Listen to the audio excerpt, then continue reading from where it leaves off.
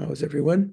This is our intention class. Just to mention right at the beginning, we haven't yet set when we will begin again in January. We know when we end, which will be the last class in December is December 16th. So more than a week before, about 10 days before Christmas. But we haven't yet determined when we're going to begin in January. So if you have any preferences, let someone know. Sheila was thinking we could start the 6th of January, which I think might be a little bit fast. Maybe the 13th, which I always like 13 as a number, even though in the West, sort of supposedly unlucky number or something like that. In the Tibetan divinations, when you come up with 13, it's supposed to be especially beneficial for the Dharma. So I always like, when I get seat 13 or ticket 13 or something like that, or it starts on the 13th, I think that's good for the Dharma. So kind of the implication in my mind is that it may not be good for worldly things, but excellent for the Dharma. So anyway, you guys, if you have any suggestions, the 6th or 13th, or even later than that, if you have any ideas, let me know. Okay, so we're going to begin with some prayers, which Sheila's going to put up. Our prayers. Most of you know these by heart, so probably not so much need of them.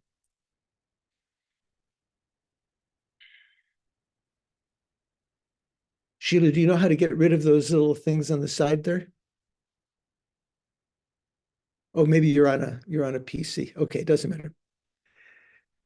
Sangye chorang soki chognam la changchu badu dagni kyapsu chi dagi chunyen gi pe sognam ki drola penchir sangye dupa sho. I go for refuge until I'm enlightened to the Buddha, the Dharma, and the Supreme Highest Assembly. Through the collections I create, through listening to the Dharma. Actually, the text just says, through the collections. I guess gi, it means create. Through the collections I create, through listening to the Dharma, may I become a Buddha in order to benefit all migrators. Dola Penja.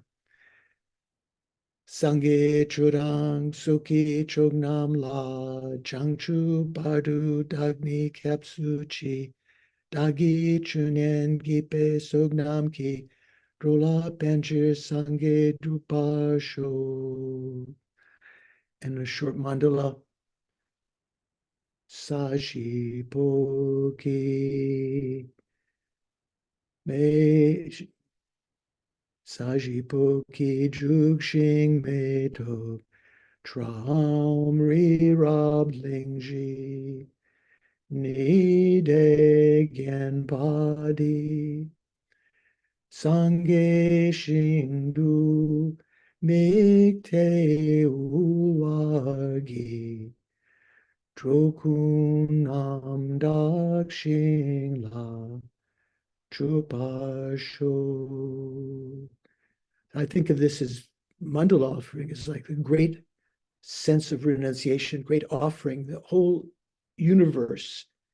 And when you think of the prayer of Samantabhadra's, millions, billions of universes throughout space, the sort of duplicates of what we have here, and on every atom of the, let's say, of our solar system that you imagine, your land, your house, the land, the country, the sun, the stars, the galaxies, and so forth, on every atom of those numberless other mandalas that you're offering. And then the prayer disappeared for some reason. Second part. Then request to turn the wheel of Dharma, O holy and perfect pure Lama, from the clouds of compassion that form the skies of your Dharmakaya wisdom, please release a rain of vast and profound Dharma Please send it down precisely in accordance with the needs of those to be trained. O Guru, I offer you this precious mandala. Inam Guru Ratna Mandala Kam Niryatayami. So at that point, you would imagine all of those mandalas that you imagine, those world systems that you imagined, duplicated like in the prayer Samantrabhadra, just like clouds of them, oceans of them, all of them absorbing to the heart of your root guru. Okay, good to see you. We're going to begin with a little meditation. So sit comfortably and place your attention on the breathing in front. Place your mindfulness on the breathing in front. So it will come up today when we talk about this, about mindfulness. Mindfulness is a mental factor that has first realized something. So you have to have a valid cognition of something, the breathing. And then once it has been realized, holding that in mind.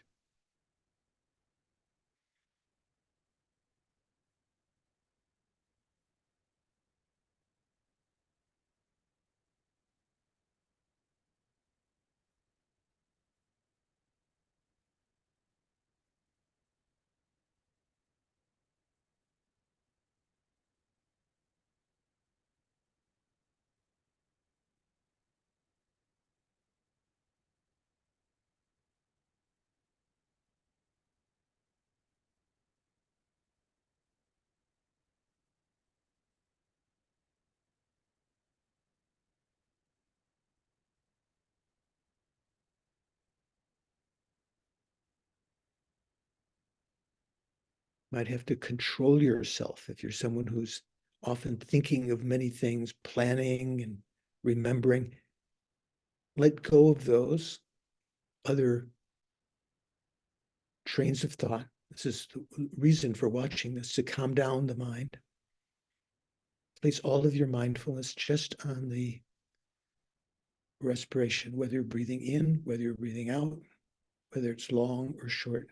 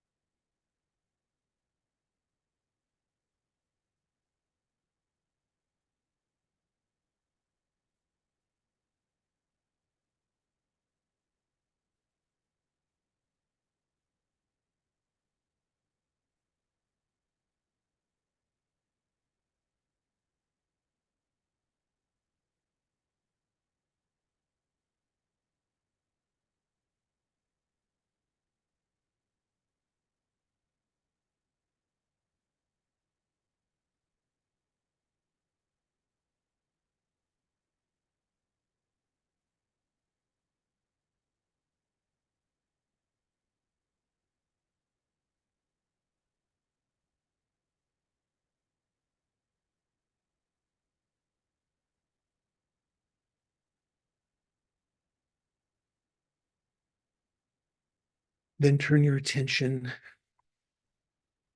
to your mental consciousness.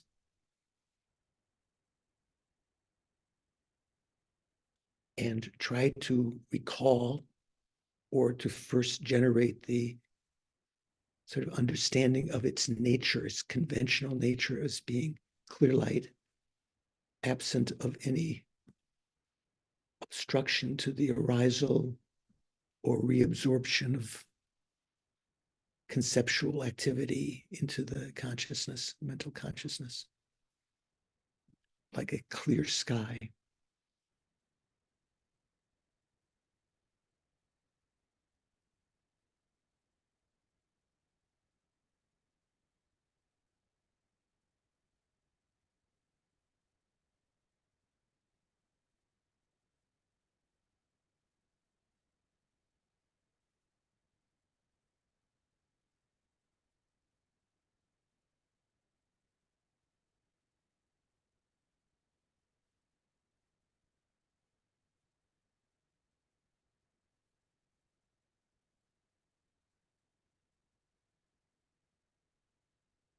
Whatever appears, let it go.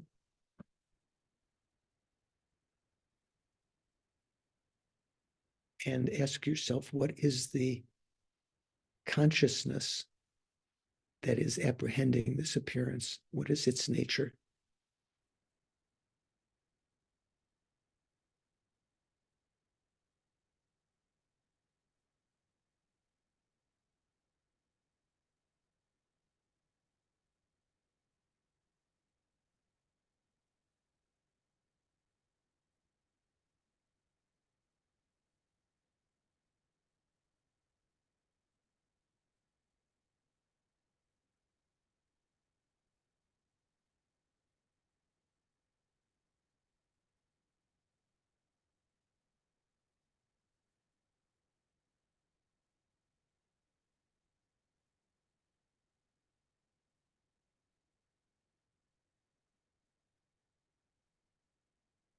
Recognized in this way, this conventional clear light nature mind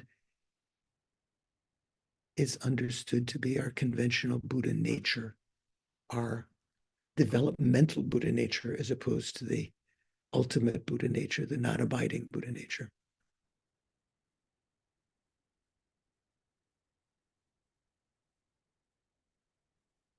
Since emptiness is more difficult to understand, it's said that this is a good gateway to understanding emptiness.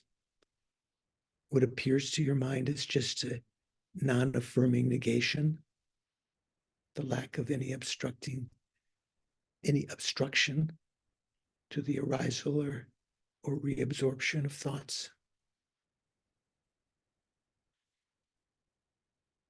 And the implication of this is that we can develop all the good qualities of a realized being. We can get rid of all of our faults. They are not in any way the same nature as our mind. They are just transient, temporary events, like clouds in an otherwise clear sky.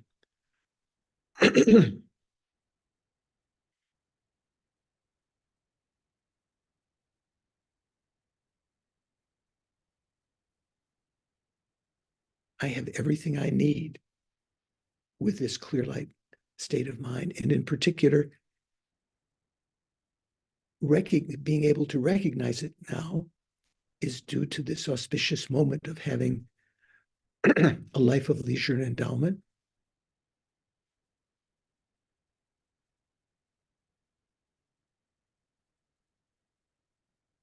through which I can set the importance of this situation, that I have a clear light nature of mind, conventional clear light nature of mind, and understand its significance in that it can be used to find my own ultimate well-being, nirvana, or with more empathy to attain the state of enlightenment, not working simply for my own benefit, my own aim, but working for the aim of others and myself. We say the two aims of myself and others. Aim of myself, from a Mahayana perspective, is to achieve the Dharmakaya, the omniscient mind, totally unperturbed by anything, totally, constantly blissful.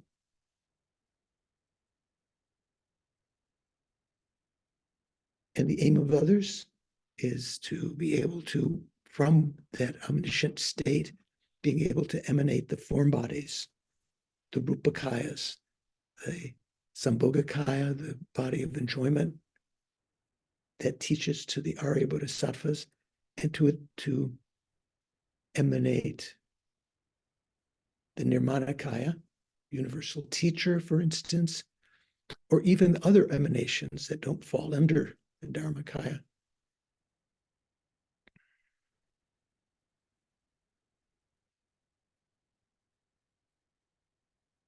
We can use this situation now.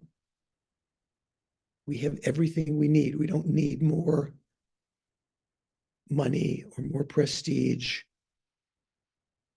Even from where we are right now, we can work to achieve this state, to develop conventional bodhicitta, the realization of emptiness, having first as a basis of that, recognize the nature of suffering, renunciation, to achieve the goal of benefiting other sentient beings. We've all been our mother numberless times. We need the two collections. We need to accumulate the two collections of merit and wisdom, conventional virtuous karma, and collection of wisdom realizing emptiness. In order to do that properly, of course, we know something about creating good karma, and we know something about, we've heard about emptiness, but to do it perfectly, we need to know in detail how to accumulate them, which is explained by Nagarjuna in his fundamental wisdom, commented on by Chandrakirti in his Madhyamaka and his auto commentary to that, and exposed in more detail by Lama Khapa in his Umparapso, which we're studying. So think, with the goal of achieving my own and others' welfare, Dharmakaya and Rupakaya, for the benefit of all sentient beings who've been depthlessly kind, I'm going to listen, contemplate, and meditate on the material presented today, reading, which is like wisdom of hearing also, and listening, contemplating on that level. When you have an understanding, analyzing it, coming in with some certainty about it.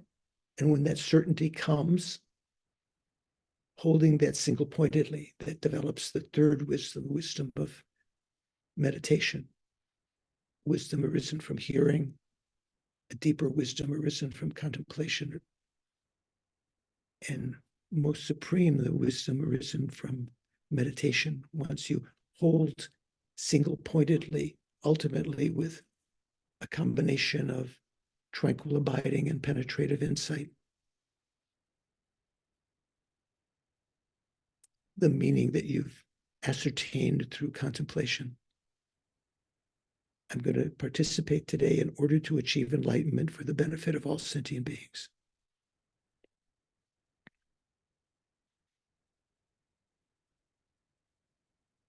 Okay.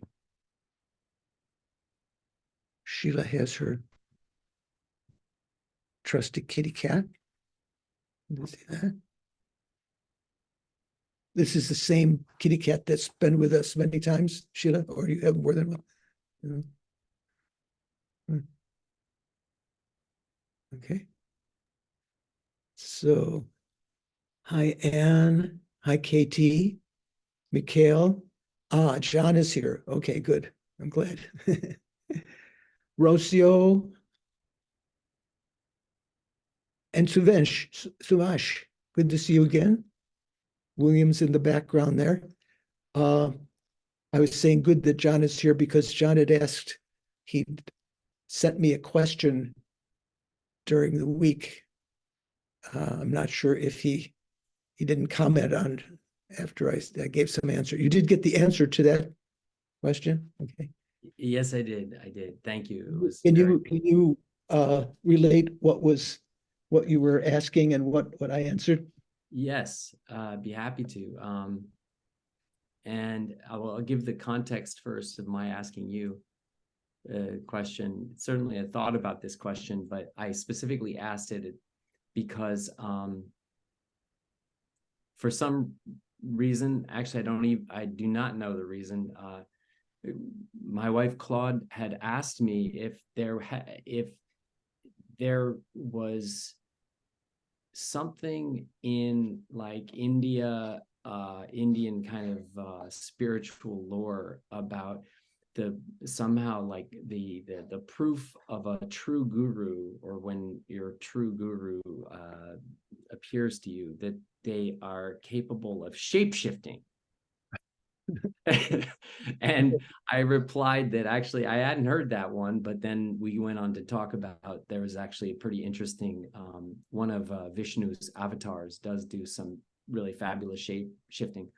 But anyway, that just made me want to ask this question. So I wrote to Venerable George and asked, why is it so important to see one's Lama as a fully awakened being? And shall I read what you responded? Read. Okay. And so Venerable George wrote back to me, by seeing your Lama as a Buddha, you receive the blessings of actual Buddhas, and your mind stream is ripened immensely.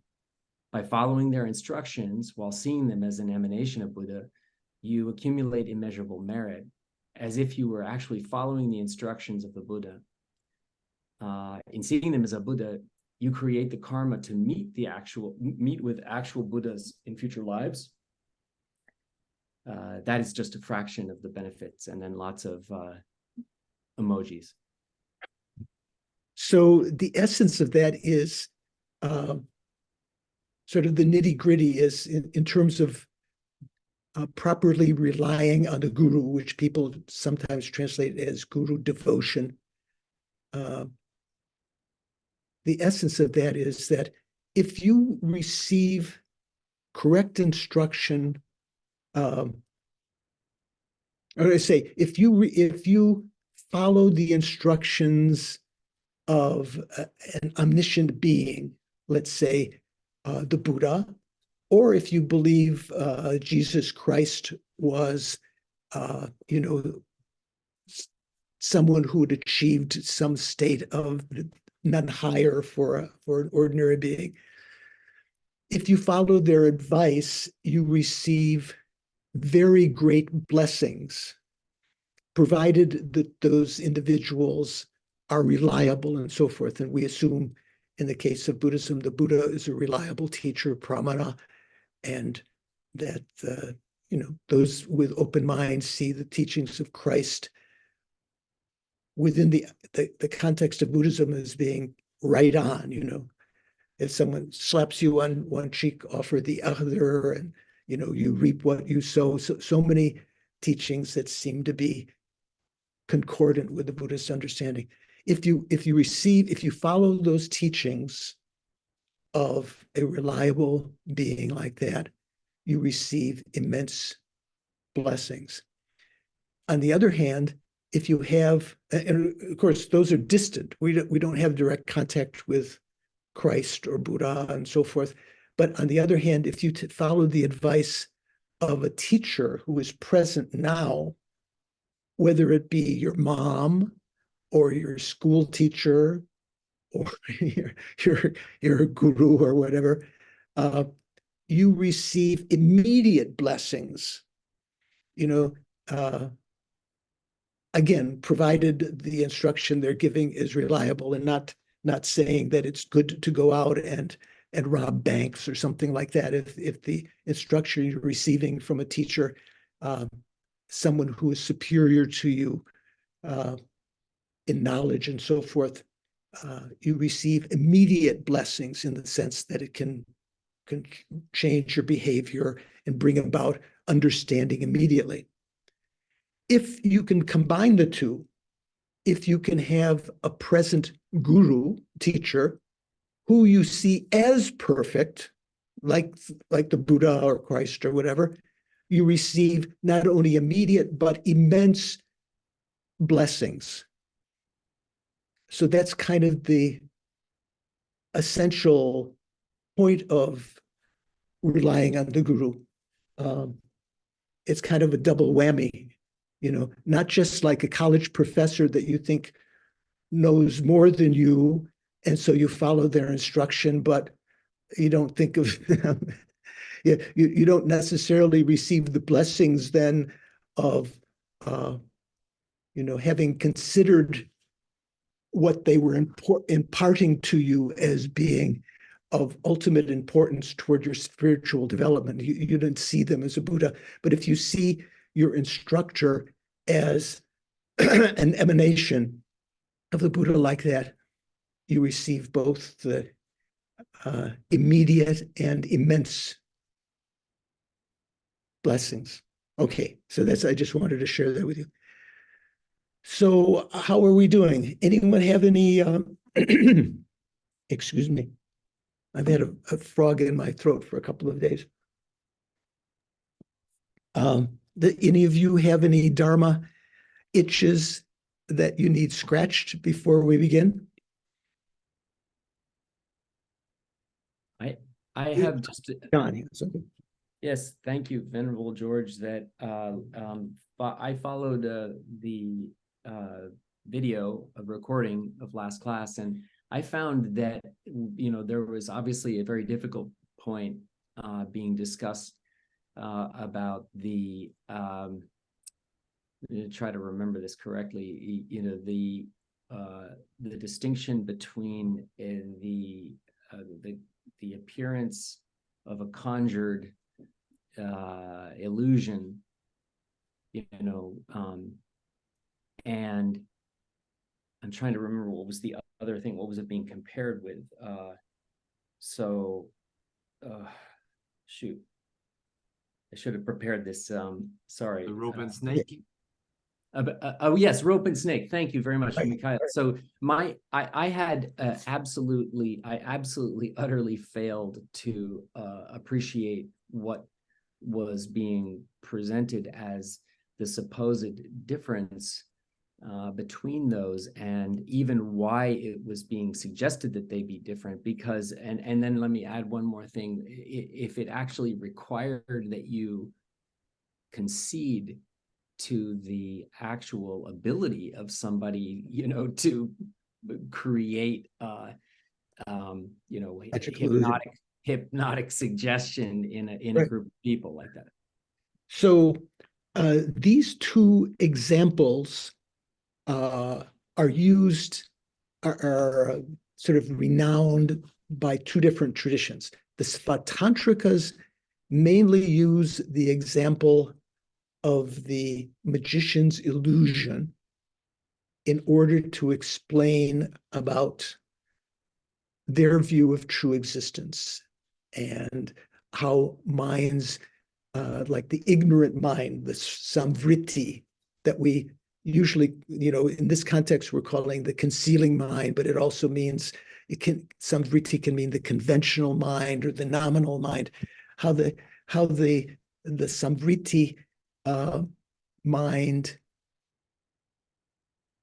believes the appearances that are presented to it, and how someone who has an understanding of emptiness sees those appearances but doesn't believe them, and how someone in meditative equipoise, or a Buddha, for instance, all the time, someone in meditative equipoise on emptiness doesn't see the appearances at all, nor does he or she have any belief in them because they're not appearing. That's the example that's used by the Svatantrika. Prajnanika doesn't use that example so much. I mean, it does come up. So here, when that's being presented, it almost you're not quite sure because of Lama Tsongkhapa's presentation whether that's also accepted by Prasangika. Prasangika doesn't accept the same kind of interpretation of that situation.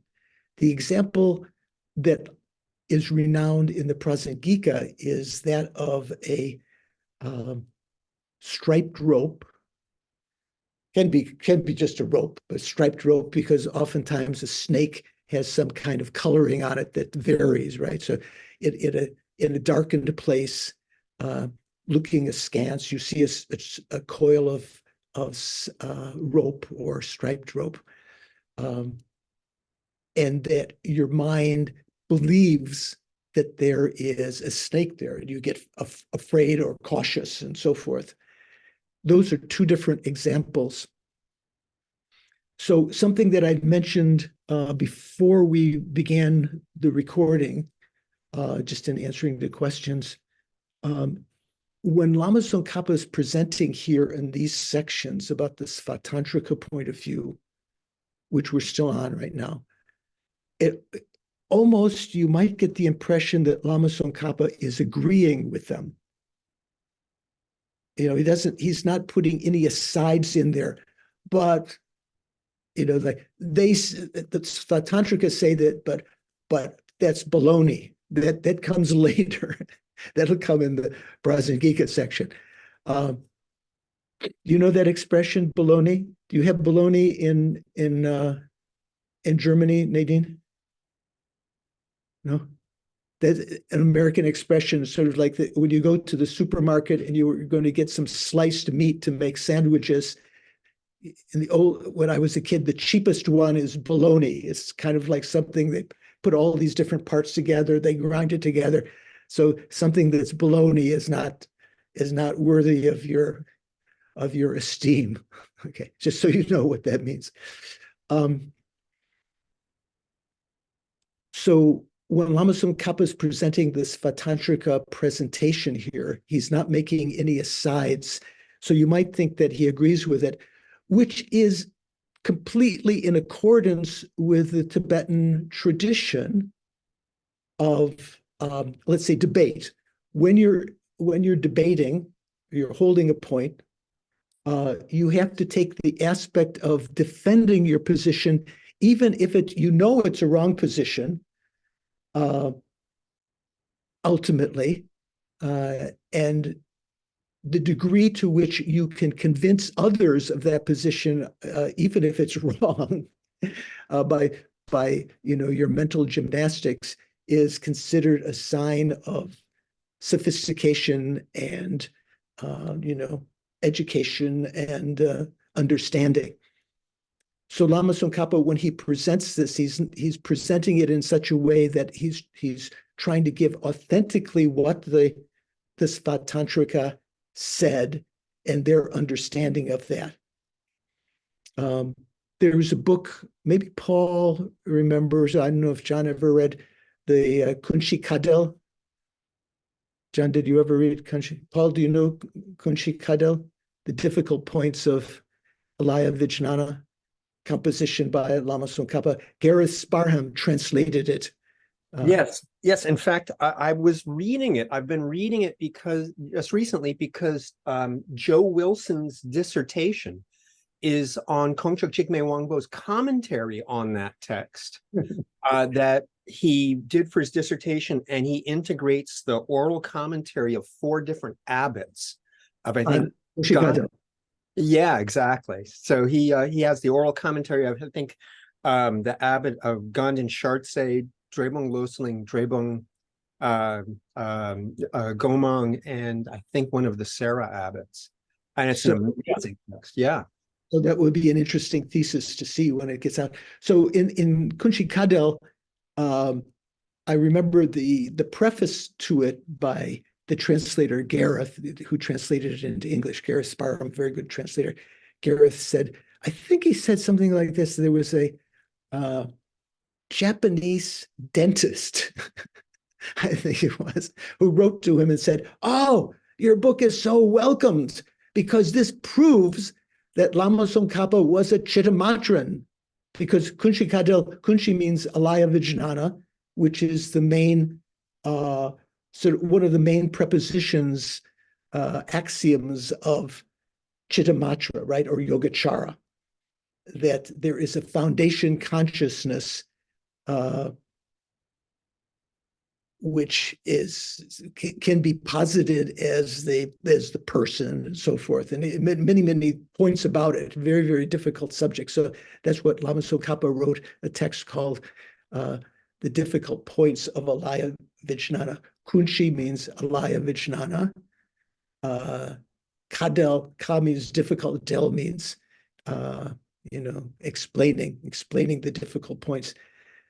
So that's kind of a sign that Lama Tsongkhapa was taking the aspect of not making any comments during that text, just giving the Chittamatra point of view, Yogacara point of view.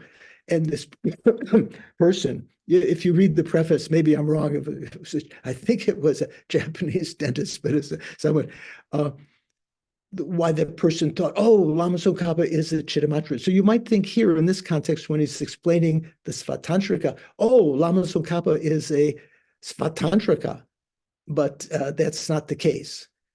So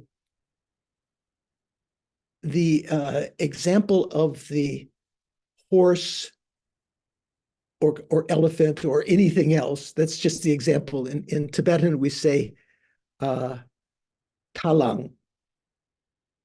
Ta means horse. Lang actually means cow, but it's for Langpa Chempo, which is the word for elephant. So it's just sort of easy to say. So in Tibetan, they just say those two, that emanating something like a horse or an elephant, could be a beautiful woman or beautiful man or a lion or something else. That example is one that's used by the Svatantrika to elucidate their understanding of, the grasping at true existence. Whereas the example of the rope being mistaken for a snake is the example that Prasangika uses. So we're going to be coming up to that. Okay. So Diana, what do you think?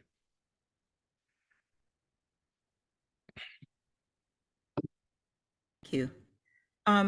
That was very helpful. And what would help me? I'm going to speak as though we were talking about mathematical equations.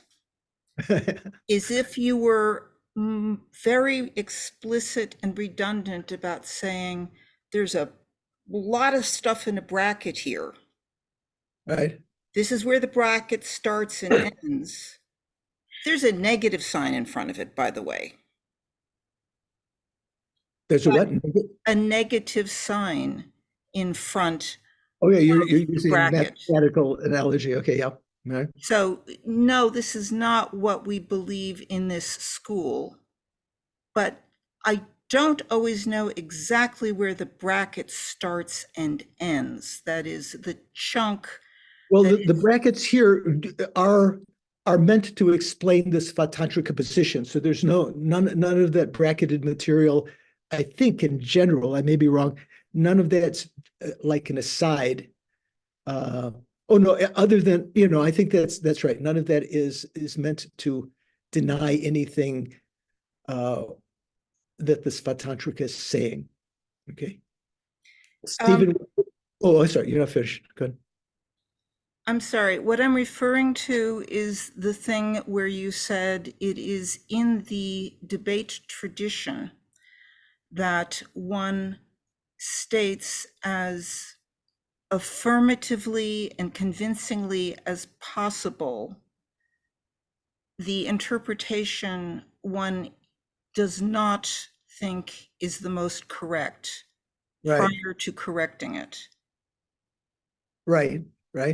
So it would be I realize a lot of what is confusing is when I am not sure where we have begun and ended.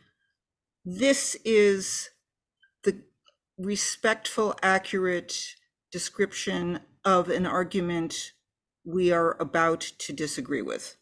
We are about to show the insufficiency of. Right. So, That's yeah, what would help me.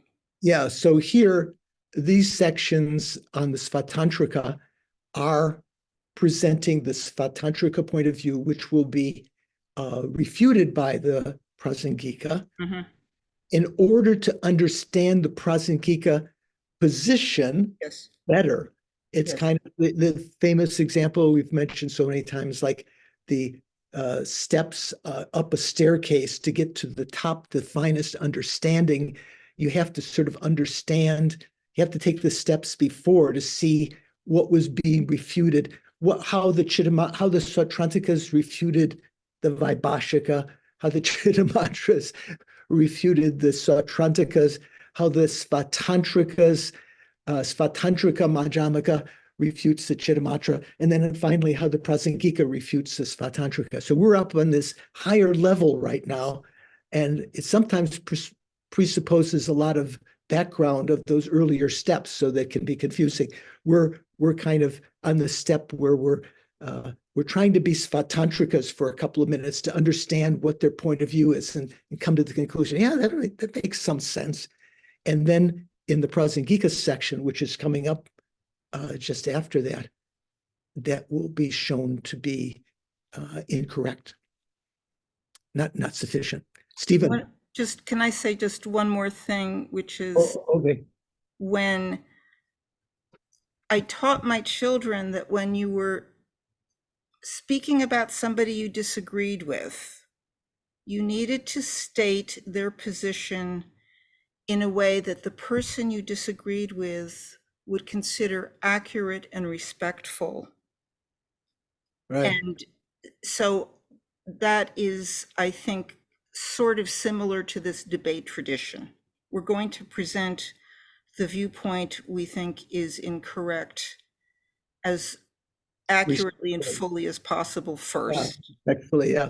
So yeah, that also gets into some other points. There's so much to discuss here, but for instance, when you're discussing with others, you need to have a common outlook. What in Prasangika terminology is called a commonly appearing object. So when you're discussing, when you're just debating with a Svatantrika or a Chittamatran or lower schools or someone who doesn't quite know, it's kind of a mixture of many different things. They are presupposing that phenomena are truly existent, inherently existent, let's say, all of them. Whereas your position is that phenomena are not inherently existent, so you don't have a commonly accepted topic or object. So that's why in the Prasangika tradition, one uses consequences rather than statements to them, because to make a logical statement requires for there to be a commonly appearing object to the two individuals who are debating. If you use the syllogism, okay. Anyway, that's one thing, and one other thing is, lawyers today have to, even if they don't believe their client is innocent, it's their responsibility, supposedly, I find this difficult, to present their position as convincingly as possible, right? But that sometimes there's some moral ambiguity in that, because if they have a suspicion their client is actually guilty. Anyway, a lot of digressions. Stephen, what do you think? Yeah, thank you very much, Venerable George. Quick question regarding the two examples, the rope and the snake and the magician and his or her illusion. From a Prasangika perspective, would those two examples be essentially equivalent? would Prasangika reject the idea that there could be any sort of additional objective status on the object? Yes. Yeah. Yeah. Okay. Yeah. So that could be one of the asides. If we were to put an aside in there, in that explanation, and I think the way Anne had put it, because it does, somewhere here there was some statement.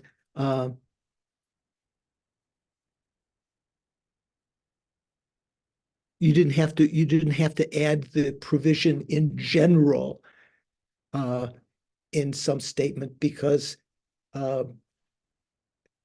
the pebble or the stick that's being used as your basis, there could be other things, that has been sanctified in some way with a salve that has been mantrified or something. That's kind of the basis. It's said that you have to agree that there is an appearance of that as a horse or elephant, for instance, from its own side. They don't use the word from its own side, but I think that, or maybe in one place they use that. It basically is reflecting upon this, their point of view that phenomena are inherently existent. You can't just impute something on something that there's nothing there to impute upon. So that's kind of like the 50-50 idea that the Svatantrikas say there's something out there that you are imputing on. Just the inherent existence alone is not enough to certify that that's existing. You have to have a non-defective mind that then is capable of imputing upon that. Whereas for Prasangika, you don't need that inherently existent object. And that may sound kind of non-intuitive at first, but it will become more and more clear later when we talk about Prasangika, if it isn't already. Paul, what do you think? Thank you, Venerable George.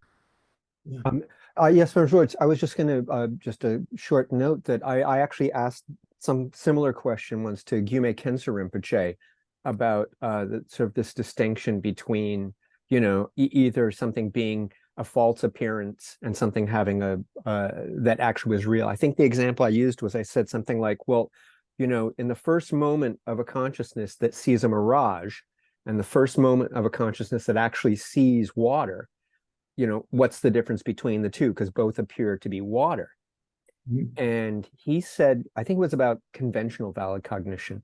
And he said that the difference, he said two things. One, he said that conventional valid cognition, that perception is not a conventional valid cognition, which I thought was interesting.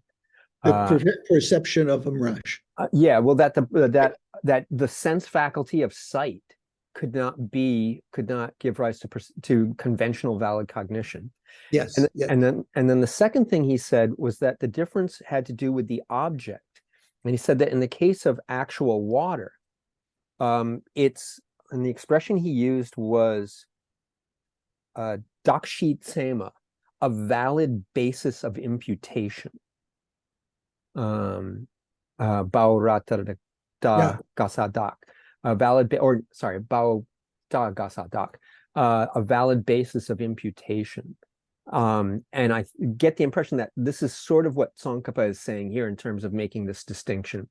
Yeah, this is important. Yeah, this is what you remember, I think, is right, and we'll be coming up on this point just right today. So,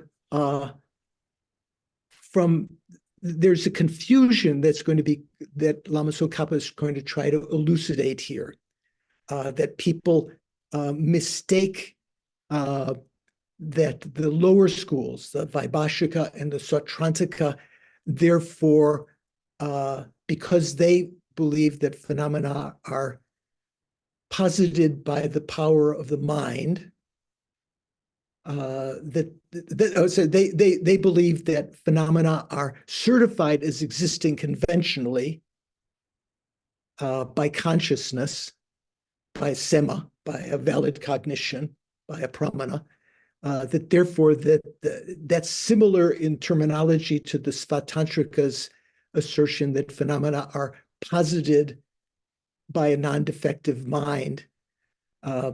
So the difference is, and we'll go into more detail in a minute, that the consciousness that sees a mirage, like in the example that you were talking about, is a lokshe, is a incorrect consciousness, is a perverted consciousness. You might say, it's not, it's appearing there, but that in order for a consciousness to be a valid cognition,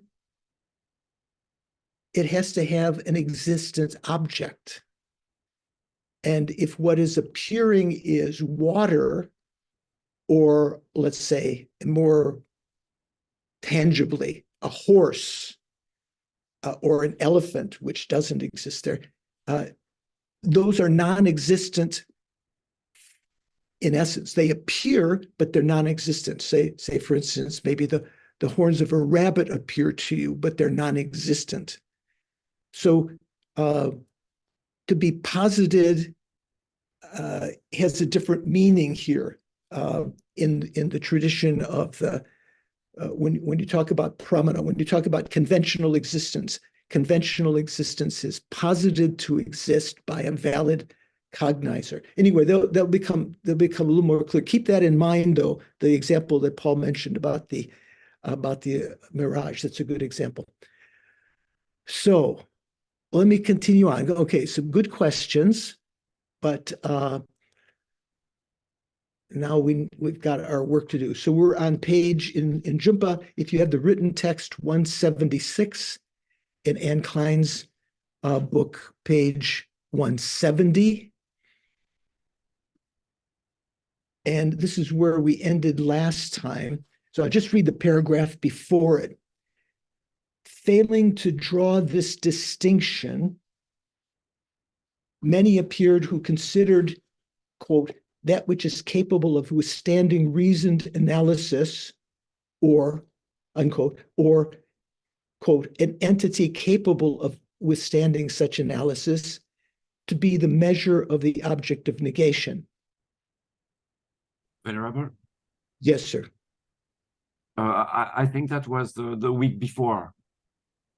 Oh. Last week we ended page 177, if I'm right. Okay. Okay. I thought that was, I put down the wrong date there. So what are some of the words there? Thank you. The paragraph we did not look at starts with, according to Yogacara Madhyamaka, the appearance of the illusion is established by reflexive awareness. Just the page after. Oh, just the page after that. So according to, oh yeah, according to Madhyamaka. So that's where we are meant to start today. Yeah. Okay. I'm very sorry for misinformation. Venerable, Yes. may I clarify? Just going by the transcript, Yeah. we ended at the sentence, therefore one can posit. That's the paragraph before the one that Mikhail mentioned. You just read this next paragraph. You didn't comment. Right. Okay. So I think that we begin today at now for the magician, blah, blah, blah, blah, blah.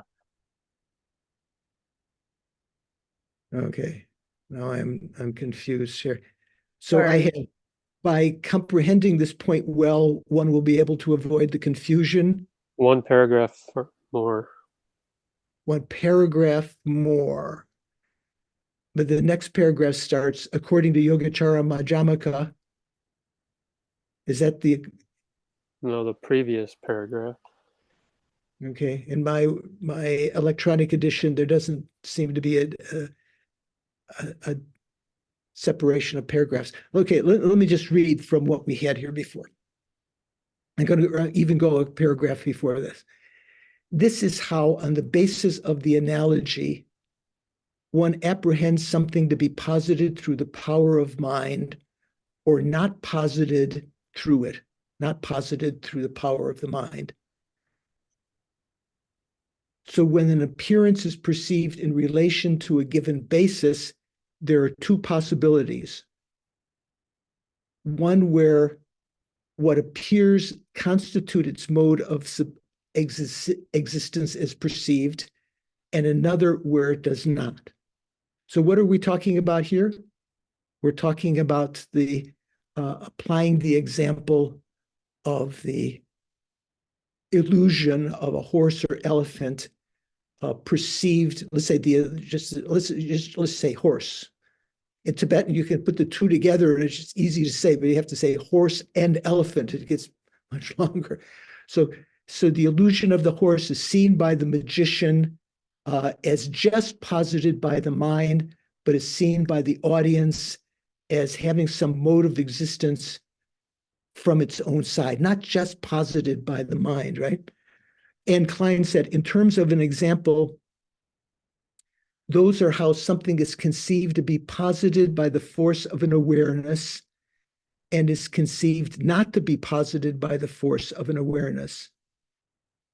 When a basis, that is an object, appears in a certain way, there are two types: those that do and do not correspond with the mode of subsistence as it appears. Okay, so that was right before that. Then, by comprehending this point well, or as Anne had said, what had she said? If this is understood well, something like that. On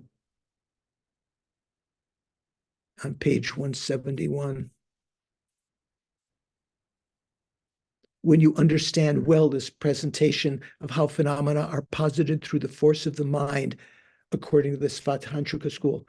So Jimpa is saying, by comprehending this point well, how Svatantrika presents this, one will be able to avoid the confusion that arises from the thought, since objects are established by valid cognitions. Okay, this is getting to what Paul was talking about.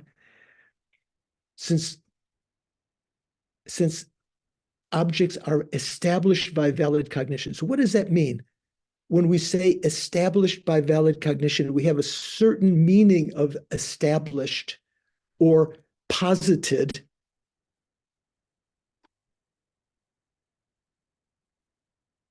Let's see, where are we here? In Anne's text, she said, in terms of an example, this is on page 171. Where is that? Oh, yeah, here we go. The second paragraph down. In terms of an example, those are how something is conceived to be posited by the force of an awareness. Jimpa says, apprehend how something is posited through the force of the mind or not posited. Both use the word positive. That's good. So when we use this word posited, it's going to be used different ways for the lower schools and for the Svatantrika in the example here. When we say that phenomena are posited to exist by means of a valid cognition, that means that they are certified, they are established as existent by means of that valid cognition. Usually, like the definition of an existent is that which is realized by a valid cognition, right? Have you heard that before?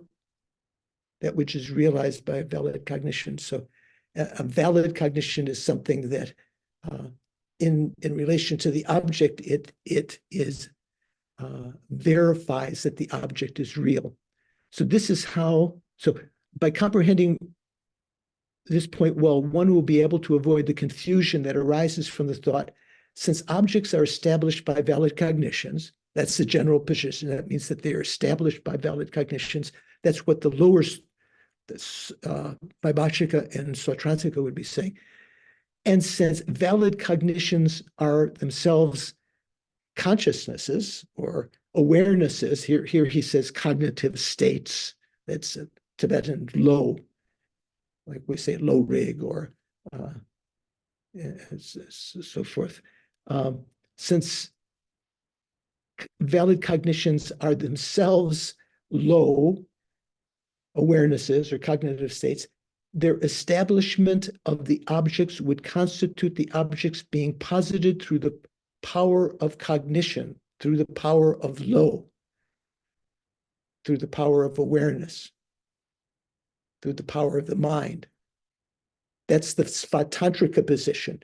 The Svatantrika position is saying that the phenomena are established, remember, by means of appearing to a non-defective consciousness, and they're posited upon on the basis of the power of that mind that perceives them, perceives the basis, the inherently existent basis. But this is like comparing the proverbial apples and oranges, right? We'll see why I say right. Maybe it's not clear why right.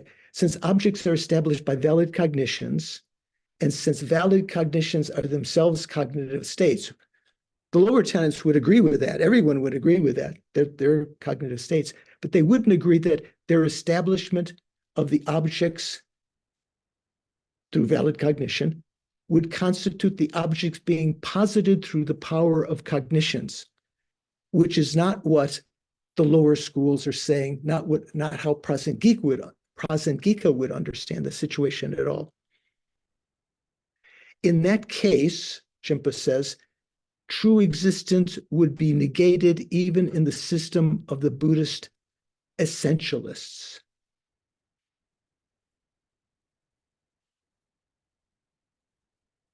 Or as Anne says,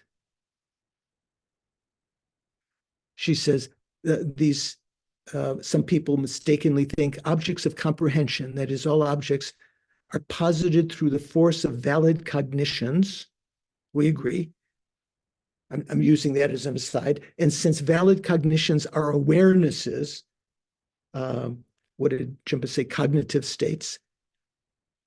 The positing of objects of comprehension through them is a case of positing objects through the force of an awareness. Hence, even the system of the proponents of true existence, that means the Vaibhashikas and the Sautrantikas, you wouldn't call Chittamatra a proponent of true existence, or you wouldn't call any of the Mahayana schools in general proponents of true existence. Maybe some exceptions. Hence, even the system of proponents of true existence refute true establishment. So it's not the case that the proponents of true existence refute true existence. True establishment is another way of saying true existence, right? It's almost as though, the people who say that everything is truly established, they refute true existence by the fact that they have posited the existence by means of valid cognizers. That's completely wrong. Are you following a little bit? Mikhail, you look dubious. No, I think I'm okay on that. Savansh, what do you think? Venerable George, I'm catching up. Okay, you're catching up. Okay, that's right. You missed. Okay, KT, how are you doing? You understanding? Also getting there, just trying to discern all the terminology and Right. Yeah, but thank you. Yeah, thanks for asking. It's a lot to do. Anna, how are you following? Same. I'm still processing, but not completely lost. Okay. Rocio?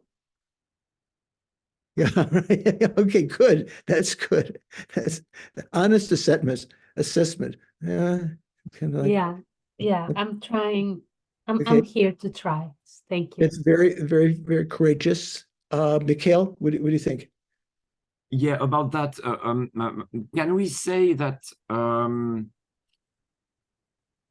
posited through the power of mind comes to the same point than imputation. Say that once again. Can we say that positing objects through the power of mind? Positing by the power of mind is the same as imputing. Is it equivalent to imputation? So, a little bit different. For the Tantrika, they don't usually use the word imputing, but that's kind of what's meant here by positing. They are posited to exist or imputed to exist by the power of the mind, you could say. They're not using that word. In general, they disagree with the Prasangika, where Prasangika says phenomena are merely imputed by the mind, or in the way that Svatantrika might take that, merely posited by the mind. That would mean there's not that 50-50 balance, that there's something from the side of the object and something from the side of the mind. Prasangika is saying everything's from the side of the mind, merely imputed by the mind. For Prasangika means that there's nothing necessary from the side of the object. So when they say positing here, it kind of means imputing or imputed. Okay, and they use a different terminology because there is this 50% from the object. Right. But also when we talk about verifying something conventionally as existent, you do that through the power of a valid cognition that is posited to exist. You don't have to use the word there, imputed to exist. You say it is posited to exist. You're stating that it exists because it is verified by a pramana, by a valid cognition. Excuse me, George, then may I ask? Yeah. Follow up, is it possible then to say in this particular set of sentences that what is being stated is, therefore we know things exist through our awareness? Through valid awareness, right? Valid because some awareness. wrong awarenesses, like seeing a mirage or seeing horns of a rabbit or something, that do not verify that phenomena exist, right? So it is sufficient to know that something exists to have a valid awareness of it. Yeah, I think so. Yeah. Right. If you have a valid awareness of something, then that certifies that exists. Okay, let's continue. So by comprehending this point one will be able to avoid the confusion that arises from the thought, since objects are established by valid cognitions, and since valid cognitions are themselves cognitive states, their establishment of the objects would constitute the objects being posited through the power of cognitions. In that case, true existence would be negated even in the system of the Buddhist essentialists, or even in that case, even the Vaibhashikas and the Sautrantikas would be refuting what their main tenet is, that all phenomena are truly existent. Okay. One will thus be able to disentangle the conflation of these two senses of the use of the word posited. So when you say they are posited or certified by valid cognition, you're meaning they are realized by valid cognition. Whereas when you say that phenomena are posited by the power of appearing to a non-defective mind, that is not talking about their existence. Say, for instance, the magician who sees the horse and doesn't believe it, the audience who sees the horse and believes it, those cognitions are not valid cognitions. So therefore, they are not, they haven't realized their object. in the same way that a pramana would realize its object. The example that Paul had given earlier from his discussion with the Khensa Rinpoche, which Khensa Rinpoche was that? Gyume Khensa, was that the current Ganden Tipa or another one? Lobsang Jampa, Different one. who Okay. has centers in Connecticut and Santa Right. Cruz, I think. Who took over Michael Roach's centers, right? That one, right? Okay, so let's see. So there's two different meanings of being posited here. One refers to phenomena are posited as existing by means of a valid cognition. That positing means that they are realized by that, whereas the usage in the Spatantrika is not, it doesn't presuppose that. One will thus be able to disentangle the conflation of these two senses, for the sense in which objects are said to be defined by valid cognition refers to two classes of objects being cognized by valid cognition. So this sense is very different from the, so this is what we're talking about now. For the sense in which objects are said to be defined by valid cognition, but he says defined by, but that's the same word posited here. So that in Jimpa's translation, you're missing some of the subtlety and translates it. However, the objects of that objects of comprehension are posited, and she has in parentheses, in other words, certified, verified through the force of valid cognitions, means that valid cognitions realize the mode of subsistence of the two types of objects of comprehension. What are those two types of objects of comprehension? Does anyone know? Stephen knows. He read ahead. No, Venerable George, you asked me that question last week and I totally whiffed on it. Oh. So, so I paid more attention and came up with the answer that they could be manifest and hidden objects, specifically generally characterized objects. Those are the two kinds. Right. Or actually, and adds a third here, permanent or impermanent, but that generally characterized phenomena, specifically characterized phenomena are impermanent, and generally characterized phenomena, according to the lower tenets, are permanent. So that you don't have to add a third category there. When Geshe Zopa taught this, he didn't talk about generally characterized or specifically characterized or impermanent or impermanent. He said the two kinds of object of comprehension refers to hidden, to manifest objects and hidden objects. What's the term here? Refers to the two classes.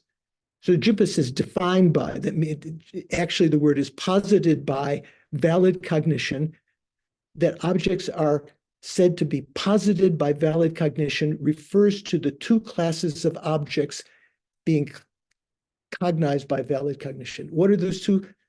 There are manifest objects that are perceived by direct perception. So valid cognition is of two types, right? Do you know, Karen, do you remember what the two types of valid cognitions are? Sorry, I was typing notes. No, Oh. Repeat your question again. Oh, okay. Yeah, two types of valid cognition, two types of pramana when we studied. Maybe in the context, everything gets confused. I'll give a hint. Venerable George, it's direct perception and inference. Okay, there we go. I was hoping to get it from Karen, but that's good. Yeah, so Karen applauds your intercession. So we can know things validly. That means by valid perception, by valid cognition in two ways. We can have a direct perception of them, when the senses that are experiencing their objects are non-defective. They're not, there's not some error in the sense. Like if you have jaundice or something, you see things, you said to see things as yellow. The other way that you can know things, you can realize things, is through inference, as Suvansh had reminded us. So we call that chepaksema. So those are the two kinds of valid cognitions. And there's a very famous verse in the Pramanavartika in the 3rd chapter. So generally there's not, the Pramanavartika hasn't been totally translated. I was able to find one translation of the 3rd chapter. But anyway, the verse in question is, and it's going to be coming up just when we talk about in the next paragraph. Shelja ni chir semani. How would you translate that, John? Shelja ni chir semani. Shelja means objects of comprehension. Ni, of course, is two. You should know. Cheer. In general? No, cheer here means because there are just objects of comprehension, there are two semas, there are two pramanas, or you could put it the opposite way. There are two kinds of pramana. That means, what to say? Direct perception and inference. There are two kinds because there are two kinds of objects. That means manifest objects that are perceived by the direct perception, and hidden objects that have to be first perceived by inference. When I say first, that means, say, for instance, emptiness is a hidden object, right? Did you know that? Mary Ellen, did you know that emptiness is said to be a hidden object? If it were manifest, that would mean that you could perceive it with your senses right from the start. Emptiness can be perceived directly with the mental consciousness once you've realized it, but in order to realize it, first of all, you have to realize it through inference. So this is a famous verse. I'll read you the rest of the verse. Sheljan nichir semani donche nudang mi nu chir tashe lasok don minte. If you remember, tashe means strands of hair. Tashe, like we talk about falling hair, like in when you have floaters in your eyes, someone might think that their hair is falling into your oatmeal or something like that in the morning. Tashi lasok don minchir. They are not objects. The perception of falling hairs and so forth are not objects. Dondu mopa mechiro. So this could be translated as pramanas are of two types because objects of comprehension are two. Objects of comprehension means that which is the same as saying objects of knowledge. There are manifest and hidden phenomena. The hidden are of two types because they are able to perform an action or unable to perform an action. So some kinds of hidden phenomena that are permanent, like emptiness, are not able to perform a function. And some kinds of hidden phenomena, what are some kind of hidden phenomena that are impermanent?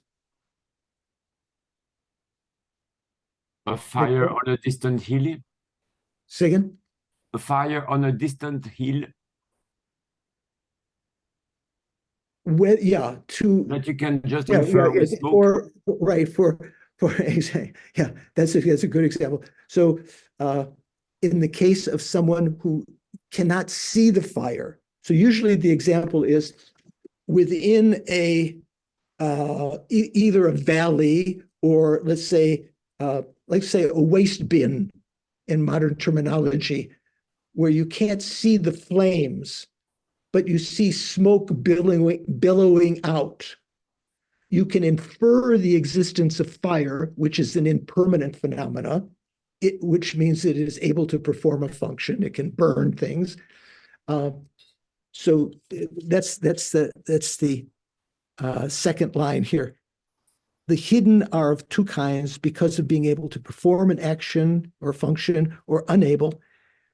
Strands of hair and so forth are not real objects because they are not deemed as objects. That means that even to ordinary mind, falling hairs, strands of hair, it doesn't mean strands of hair just on who's got nice long hair. Mary Ellen's strands of hair are not deemed as objects. It means the strands of hair that a person with what's it called? Homophilia. What's the name of this disease called, where it's so prominent that the floaters in your eye appear to be things falling down? I think ophthalmia. Ophthalmia, something like that. Okay, maybe we'll find. So that's the verse that's being referred to here when it's talking about objects of comprehension. When she said in Anne's text, when she says, realize the modus assistance of the two types of objects of comprehension. So she adds these other two things, specifically and generally characterized objects, which are sort of terminology used when we study tenets for the lower tenets, specifically when we say rangsen, specifically characterized phenomena, and generally characterized phenomena, chitsen, referred to things that were perceivable by the senses or only by the mind, or impermanent, or manifest and hidden. That's what Geshe Zopa said was referring to here. Just as oh, good, William has got a point. I'm surprised I haven't seen William this morning. I've seen his name up there. William, what's happening? Are you okay? No, I'm not. I'm scheduled for emergency spinal surgery on Monday. So I asked for your prayers. Thank you, William. We will do that. Thank you. Thank you. I so appreciate this class. And the person with hairs or jaundice would not be a valid cognizer, right? That person. Right.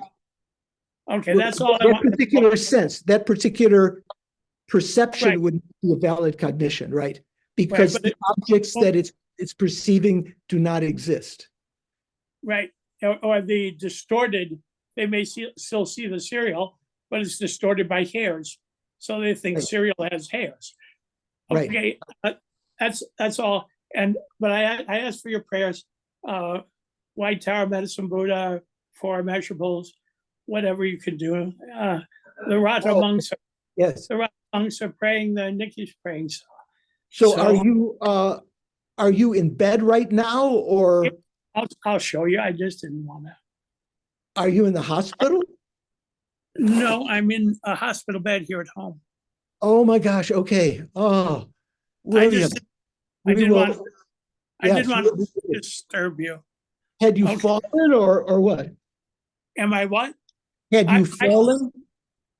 No, I have a lytic lesion, or more than one, which has attacked my spine and is pressing on the spinal cord. As a result, I can't walk at the moment either. Oh my God. In any case, I just asked for your Definitely. thoughts. Definitely. You are in our prayers and our thoughts. Thanks for sharing that with us. Okay. Whoa.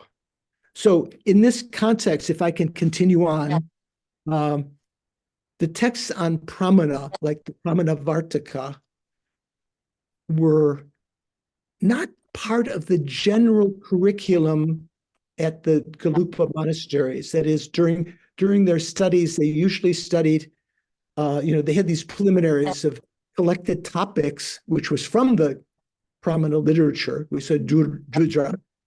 But mainly when they started study, the first class they would have was Prajna Paramita, which meant the study of Haribhadra's commentary to the Abhisamaya Alamkara, which is a commentary to the Prajna Paramita Sutra. So when they studied Paramitas or Parchin, they mainly meant that was kind of like from the Svatantrika point of view. Then after that, they would study Madhyamaka, which in this case mainly meant the Prasangika, although it did, of course, talk about specific things about the Svatantrika. They would study after that Abhidharma, if they were going for the higher Geshe degree of the Larampa Geshe, and they would also study Vinaya, discipline, and so forth. Those were the four main topics. Whereas the fifth topic, Pramana, was studied indirectly during the scholastic year, but what was a main study of it was during a particular time of the year in the winter called Jang Control, Jang Gonchu. Paul, did you ever visit the Jang Ganchu? Unfortunately, I never had the opportunity. Anyone? John? No? So Jang refers to a particular region outside of Sampu, a particular monastery that had the name Jang in it. Gun means winter. Chu means Dharma in general, but it kind of in this context, it means Dharma discussion. So the monks of Sera, Drebung, and Ganden would have, for about 1.5 months, they would leave their monasteries and go to this place near Sangpu, which is, I think, southwest of Lhasa. So not so far. I don't know how far they had to walk or go on horses and so forth, but they would all commute there. And for 1.5 months in the winter, which is probably pretty cold, they would debate Pramana only. That's the main time, and they would get, better understandings of this. So in this context, I want to read something from Geshe Zopa's book, Lectures on Tibetan Religious Culture. Paul probably has this. I don't know. John, do you have those volumes from University of Wisconsin? They were made available by the University of Wisconsin. We can find it on the Internet Archive. If anyone's interested, there are 2 volumes which are meant as intermediate Tibetan textbooks. Stephen, do you have those books? Okay, so I'll make sure you check. Both of them are available free of charge through the University of Wisconsin, where Geshe was teaching Tibetan language. They're meant to be kind of language texts, but they're all talking about life in Tibet and so forth. And in particular, this particular section, I have to put on another pair of glasses here. So Geshe said in part 1, page 41, if you have these texts, the actual study of the long texts on logic, that means the Pramana texts,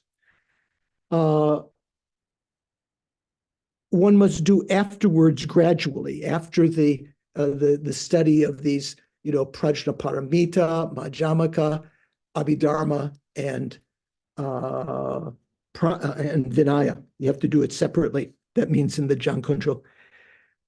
For example, in Sarah J College, there are no separate classes in logic in Pramana. Above and beyond the 3 classes utilizing the Dura texts, that is, the collected topics that you study at the very beginning of your education, were the collected topics, names and definitions from the Pramana literature, so you're familiar with them because those terms will come up again. Nonetheless, every year at the Zhang winter session, the Zhang Kun Chu, from the early part of the 11th month, that doesn't mean November, that means before Tibetan New Year, right? From the early part of the 11th month to the 15th day of the 12th month, so that means just 2 weeks before Losar, before Tibetan New Year, there is a place for study where many students of the three monastic centers in assembly together study only the logical texts. The books which are the basis for the study are the Compendium of Right Cognition by Dignaga, what is that, Pramana Samuchaya, I guess, and its auto-commentary by Dignaga. And in particular, one studies chiefly the 7 treatises by Dharmakirti, one of which is the Pramana Vartika, commentaries on logic composed by his disciple, the master Dharmakirti, and various commentaries written by other Indian scholars in addition to this. Tibetan scholars have composed many commentaries relevant to numerous resolutions of uncertainty as to the refutation, establishment, and response on the actual thought of the scriptures and on their commentaries. The so-called yiksha, how would you translate yiksha, John? That's textbook, right? Textbooks, Paul, what would you say, monastic textbooks? Yeah, I would say monastic textbooks. Yeah. Yiki means letter, letters. Cha, I think, is short for pecha, like the paper upon which it's written. So it's the yiksha were the monastic textbooks of the colleges. If you ever hear, what are you studying? Are you studying the treatises or the yiksha? The yiksha usually means the commentaries by the Tibetan masters, which are exclusive to each of the monastic centers one studies there. Although the Zhang winter session, the Zhang Kun Chu, is short, it is a good place to study the long texts on logic. The reason is that during that session, through competition in debating back and forth by the students of Sera, Drebung, and Ganden, the 3 main Gelugpa monasteries near Lhasa, one resolves uncertainties which were previously unresolved, and there comes newly a very strong progress in one's studies. So if you're interested, I think Doris posted that little snippet up on the Facebook page. But if you're interested, we can put a link to the Internet Archive where you can download the 2 volumes, or we could just put the 2 PDFs up if you're interested. I think Stephen in particular, because you said you were studying Tibetan at one point. I don't know if you're still continuing. I'm working on it very slowly, Venerable George. I'm actually benefiting a great deal from Dr. Paul Hackett's huge compilation of Tibetan terms. So thank you. Yes. It's an Internet archive of its own, Paul's compilations. So anyway, that it might be interesting because Geshe Zopa is telling in sort of classical language. So it's a study of the language, but then the topics themselves are relevant to Buddhist culture and so forth. William, what do you think? Is this the time of the year they would go to Rato Monastery to study debate solely? So Rato's kind of near there. It's further out from Rato. Rato's near the Lhasa airport, right? Not so far from there. Rato Monastery. It's near Atisha's Dromalakang, the Tara temple, the Tara monastery there near the airport. Sangpu was a very famous monastery south of that area, south of Lhasa. It had Sang means here secret, like when we say Sangwe Dupa, compendium of secrets, or Guya Samaja. Sangpu was prophesized as a place where the Buddha's teachings would prosper. But then the person who prophesizes says, don't tell other people yet, otherwise it might get defiled, like the, when you say like, people that are moving into the neighborhood, would change before, say if you're going to build a big development somewhere and you don't want everyone to move in before you've developed it. So, and away from Sangpu, there's this other monastery called Zhang. What was this? Zhang Qi something.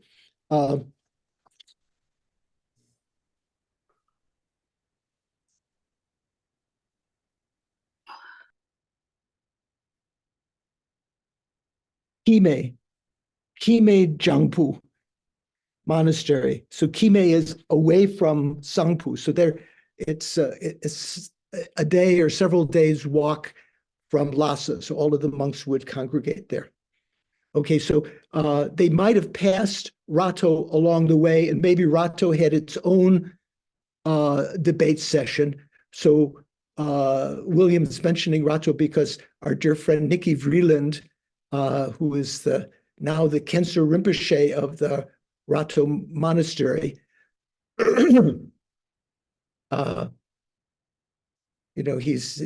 he actually stayed there for a while in Tibet, the first English American abbot of a Tibetan monastery, appointed by Rato Rinpoche before he passed away. So Nikki is also a very great teacher if you ever have a chance to study with him. Okay, let's continue on. So Jimpa had said, for the sense in which objects are said to be defined by valid cognition refers to the two classes of objects being cognized by valid cognition. So Geshe Zopa took that to mean only, and it's generally, that's what it means, hidden object and manifest objects. So this sense is very different from the previous sense of the objects being posited by virtue of the power of cognitions. So these topics are all subtle and fraught with many debates. If you can get a general understanding and then thinking about it again and again, delve into it.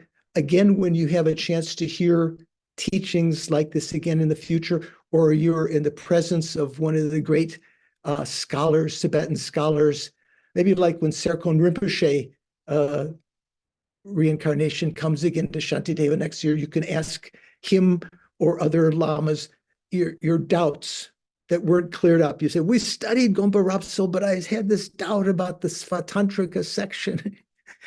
you can clear up. But this is laying a foundation so you'll be able to understand better.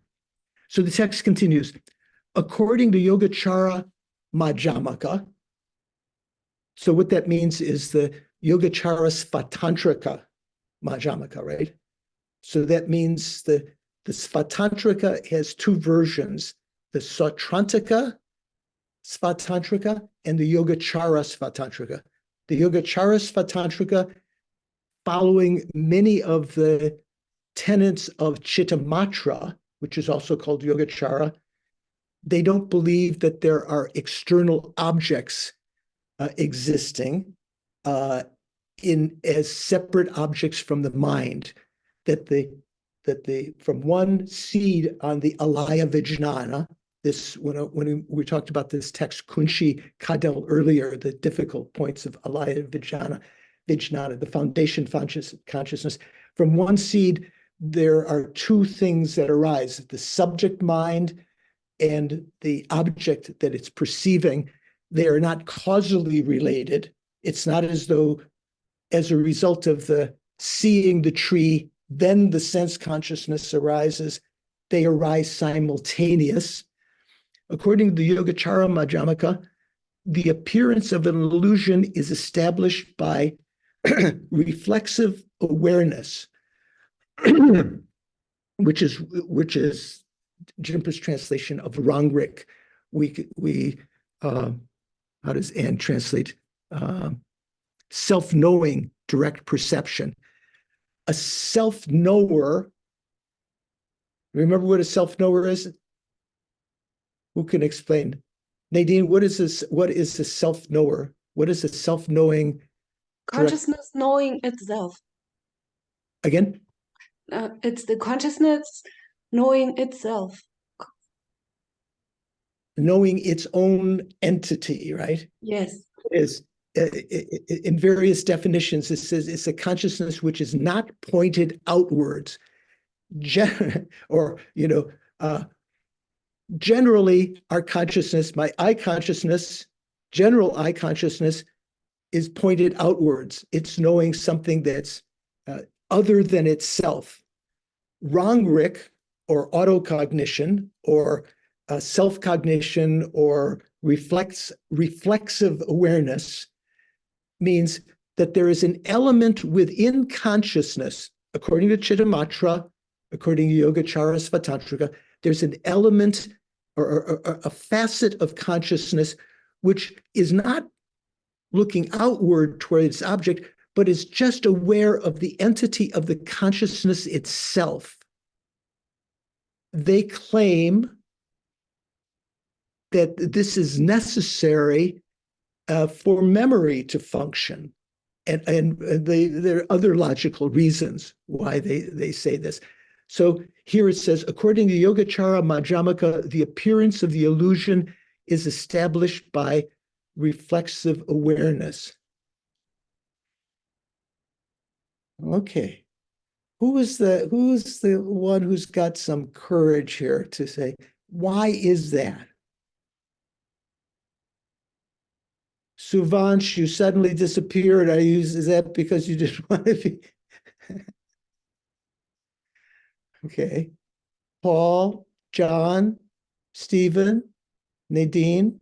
I'll try a really simple-minded answer, which is, well, if there is an experience when in the perception of an illusion, but there's no illusion there to actually perceive, and so isn't there an illusion? No, I'm sorry. That you experience an illusion, but it is but there is not. I mean, in a pre-scientific sense, you're not actually responding to anything that's actually there.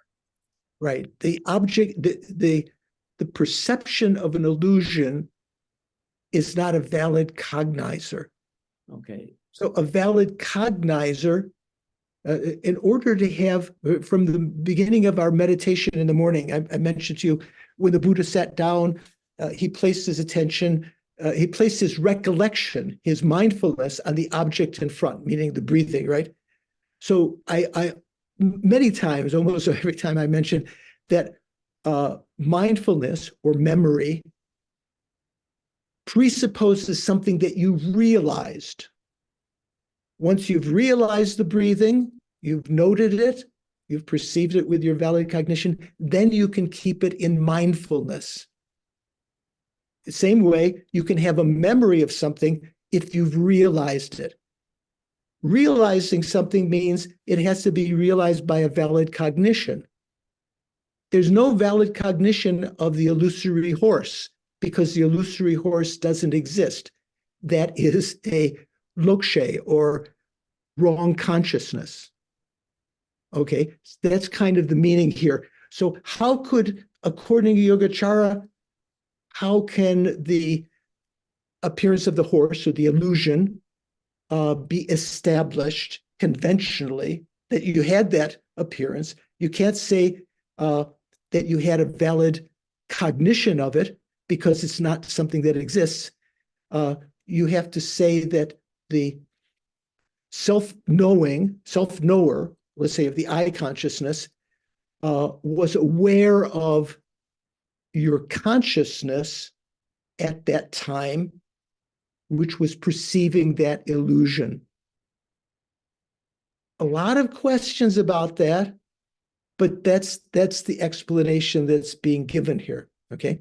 So for example, yep. Sorry. So for example, it would be impossible to see an illusion that you were utterly unaware of, so that you had never had an experience of. So it's not possible that, like, to have the magician conjure some kind of fabulous, mythical creature, and you have never heard of it, or it's never been described to you. You have to have some point of reference for it as you self-reflect. Well, let's stay here. So say when you experience, we talked about these three individuals: the magician themselves, the audience, and someone whose minds are unaffected by the spell. So they don't see the horse, and they don't adhere to it. They don't grasp at it as true, right? Both the magician and the audience who have been affected by the spell, they see the illusion. They see a horse. It's a wrong consciousness, in the same way that you can say, as Paul's example at the beginning, they see a mirage. You do have some sight, but that particular vision, that eye consciousness, is a perverted consciousness because its object does not exist. Also, the horse, the illusory horse, the eye consciousness that sees that is a wrong consciousness, mistaken consciousness. So it is not a valid cognition, so it cannot give rise to a memory of that later. That has to be established. What you saw has to be established afterwards through a self-knower, that the self-knower knew the entity of your eye consciousness at that time. So let's go a little bit further so you can connect the two. But according to the Svatantrika,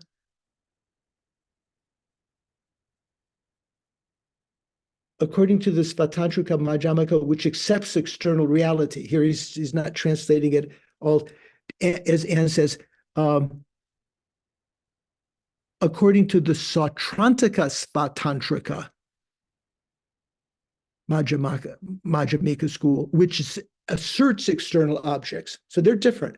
There's still Svatantrika. They're still using the example of the illusory horse, let's say. But they accept that there is an external reality different than the mind. They don't have to use, and in fact, they do not accept. Generally, the Sautrantika Svatantrikas are following this. The Sautrantikas following reasoning. If you remember the two divisions of Sautrantika, those who follow scripture, which is mainly following Abhidharma Kosha, and those following reasoning are mainly following Dignaga and Dharmakirti. So they're mainly followers of reasoning. They do not accept the existence of self-knowers. Okay. So according to the Sautrantika Svatantrikas, which accept external reality, it is established. What is it? The horse, let's say. It is established by sensory perception that apprehends either the basis, such as the area around that. How did she say? The basis, for instance, the area on which the illusion appears. That's from Anne's text. That apprehends either the basis, such as the environs, or the empty space, or as Anne said, in Tibetan it says barnang, means intermediate space, the space within it, within which it appears. So for the Sautrantika Svatantrikas, they posit the conventional appearance of that horse, the illusory horse, right, by means of the consciousness of the area in which the horse was appearing, which was valid. And by remembering that, you could remember you had some appearance within that space. Or what's the other thing here? The space or the spot, essentially the area around which you can have a valid cognition of. And so that can verify, that can certify that you had that appearance of the horse. Mikhail, what do you think?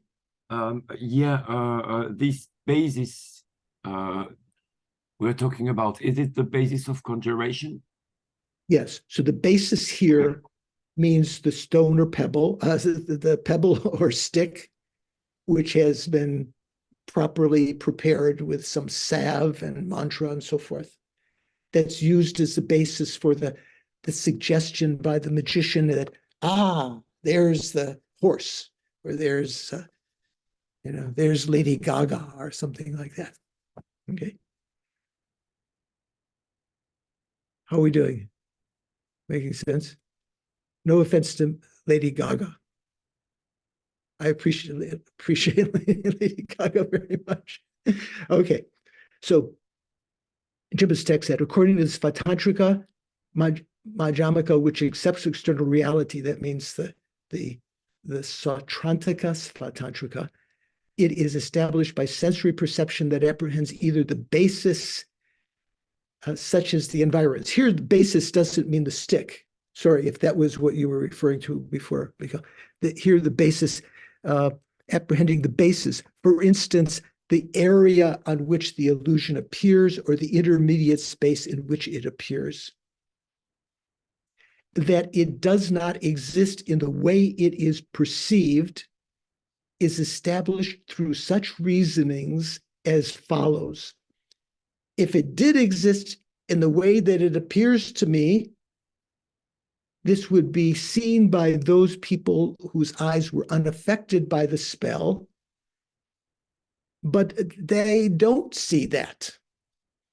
The people who come later that weren't affected, they don't see a horse there. And so you can, in that way, you can use logic to establish, or reasoning to establish, that it does not exist in the way it is perceived. Okay. This section, almost every sentence you have to sort of, has so much debate and commentary about it. Diane, what are you thinking? Thank you. If this is too much of a side road, I don't require that you answer it. What about something that is technically an illusion that everybody correctly perceives? For example, if we're all watching a hologram, there's a hologram of an elephant. Yeah. It looks exactly like an elephant. Yeah. But we know this is not. And what language are we using for something like that, which is an illusion, but which is not an illusion because we are making a misapprehension? So what immediately came to mind when we said hologram was that Luke Skywalker, when R2-D2, was it R2-D2? Is that the right name? Emanated some Lady Leah or something like that. Remember, there was kind of like a projection. So the same sense in movies, the same sense in watching television, Diana, kind of like a hologram. If you're in the movie theater, what is being projected up there looks like Brad Pitt or Lady Gaga or Bradley Cooper. I think there's a new Bradley Cooper biopic about Leonard Bernstein, which I'm eager to watch. So if you get engrossed in it, you're looking at that And that seems so real. Also, in the case of the hologram of the elephant, or whatever the hologram was that you were talking about, seems so real that you might tend to believe it. Those are all mistaken consciousnesses, if you're perceiving it that way. So this will be coming up in a little more detail when we talk about the example of the reflection of a face in a mirror. Someone with some basic intelligence, ordinary worldly people, can discern that the face in the mirror, or when I say face in the mirror, the appearance of a face in the mirror, the face in the mirror is not a real face. A parakeet may not be able to discern that the reflection of its face in the mirror is not a parakeet. I'm not sure. I haven't heard of anyone who read the minds of parakeets, but they seem to, to believe there's someone in that, canary or parakeet. You know what I'm talking about, right? A doe, baby deer, who comes to a pond and sees the reflection of the moon in the pond may actually believe that there is something there. Those are called wrong consciousnesses, lokshe. They're not actually, so in a worldly sense, even a worldly person knows that there's not a real moon in the pond. When I say moon in the pond, that means when the moon is out, right? There's not going to be it means a reflection of the moon in the pond, right?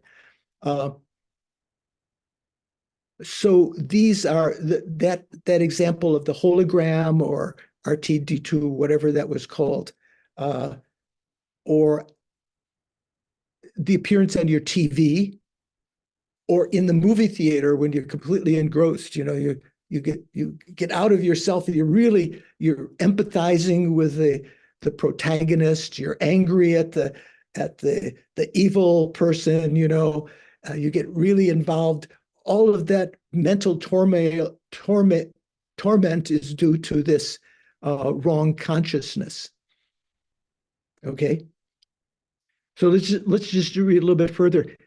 It's a slow going here because this is really very condensed and presupposing so much information that you supposedly already know, right?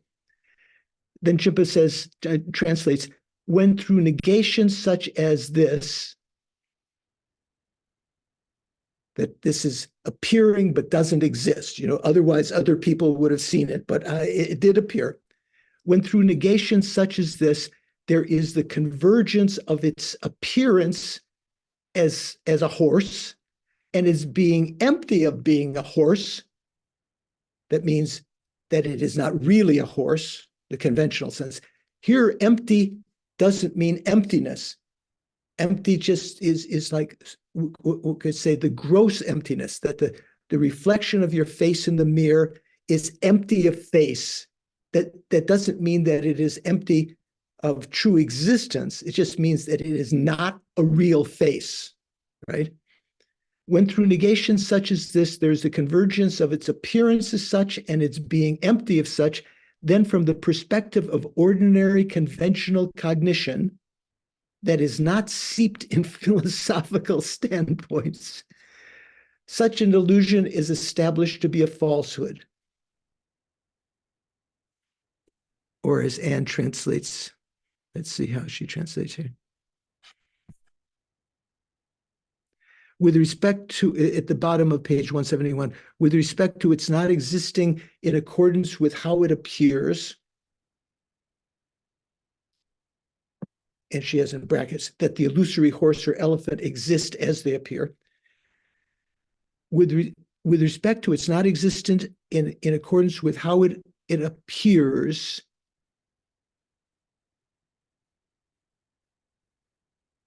is refuted with signs. I'm missing something here in the sentence. With respect to its not as existing in accordance with how it appears. I think you need to read the bracketed part as part of the sentence grammatically. Oh, okay. That the illusory horse or elephant exists as they appear is refuted with signs, with reasoning in Chippa's translation. That is, reasons such as, if it did exist that way, it would be seen by those whose eyes are not affected by the mantra, but they do not see it. At that time, a combination of the two,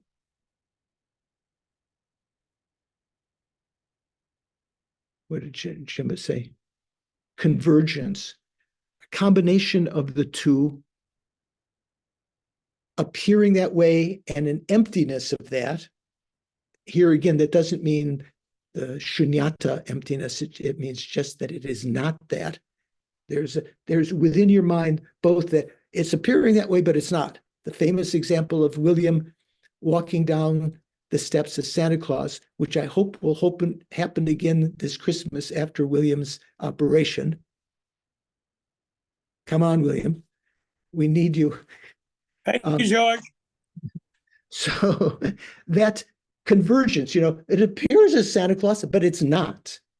Or it appears as a horse, but it's not. When you have that convergence or that combination of the two, appearing that way and an emptiness of that is established, whereby the illusion is established as a falsity relative to ordinary conventional awareness, which is not involved in philosophical tenets. I mean, it's just to the ordinary Joe or Jane, not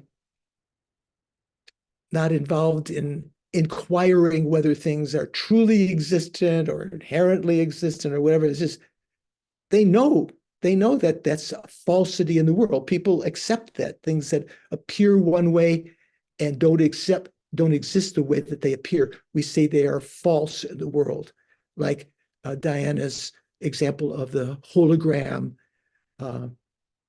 Even though it looks so real, it's not, and so forth. Okay, so Jimba continues, this cognition of falsehood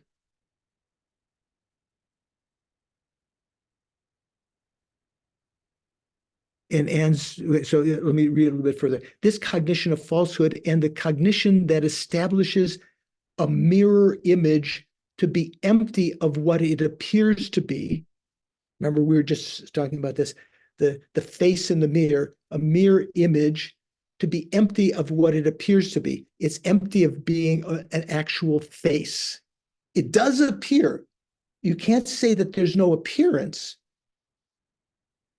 but it is conventionally, in the ordinary sense of conventional reality, it's a falsity.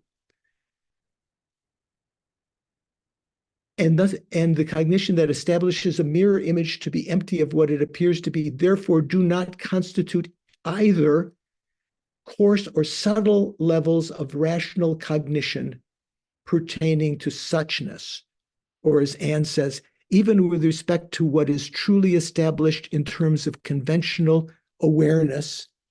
And she has a footnote there for, which I don't have on my screen right now. In that footnote, she's saying that here, when it's talking about true establishment, it doesn't refer to something being truly existent. It just means whether something is true or false in the common worldly conventional sense.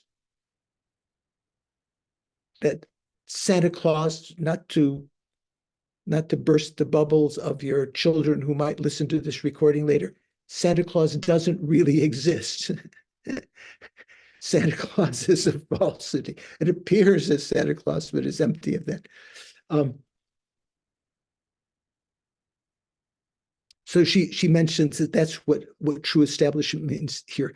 Even with respect to what is truly established in terms of a conventional awareness, that means what is established to be true. That is a fish, that is a man, that is a tree, and so forth. If an object appears as something, it could not be empty of that. For to be true in the worldly conventional sense, if it appears to be something, that's how it has to be. It can't be empty of being that. Otherwise, it would be a falsity, right? If an object appears as something, it could not be empty of that. And also, if it is empty of something, that means it is not actually what it appears as, it could not appear that way. Hence, if a combination of those two, that is appearing one way and existing another, occurs, it is only a falsity in terms of ordinary awareness. So that last part, more or less simple. So if there is a situation in which things appear one way and you know they're not, that is a falsity.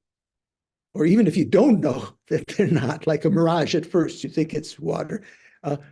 If it appears one way and it is not that way, it is a falsity. So a mirage appears, the appearance exists, but the appearance as water is the appearance as water is a falsity. Whoa. What do you think? How are you doing? Mind completely. And the reason is because you can't drink it. You can't drink it.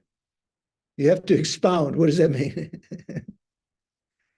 It looks like water, but it doesn't function. Oh, the water. Okay. I thought you were talking about some other. And the people who come later might be called valid cognizers. They didn't have the spell. They're looking at the thing. They see a stick and a stone. They don't see anything else. That would be a valid cognition. Those would be valid cognizers, right? Right. Okay, so this, the next section, this is where we'll start next week, explaining the analogy by relating it to the actual referent, or as Anne says, applying the example to the meaning. Anne's is page 172. I don't know, what's this page that we're going to be explaining the analogy by relating it to the actual reference? What page is that in Jimpa? 178. 178. Okay. Jimpa 178. Okay, I can find the other one more easily. Okay, so for next time. So don't fret that this is complicated. This is laying the framework of a lot of different intellectual knowledge that will help you understand the Prasangika presentation better. It's even in the debating courtyard. When I talked to my friend Jeremy, who I've mentioned several times, who studied at the Dialectic Institute for many years, he said they were so many debates about the section, and even after the debates, no resolution. Even generally, when you receive teachings, you debate about it, you discuss about it, you try to understand it yourself using contemplation, right? Hearing, contemplating, meditating. You try to contemplate it using reasoning in your own meditation, understand it. You debate with your classmates.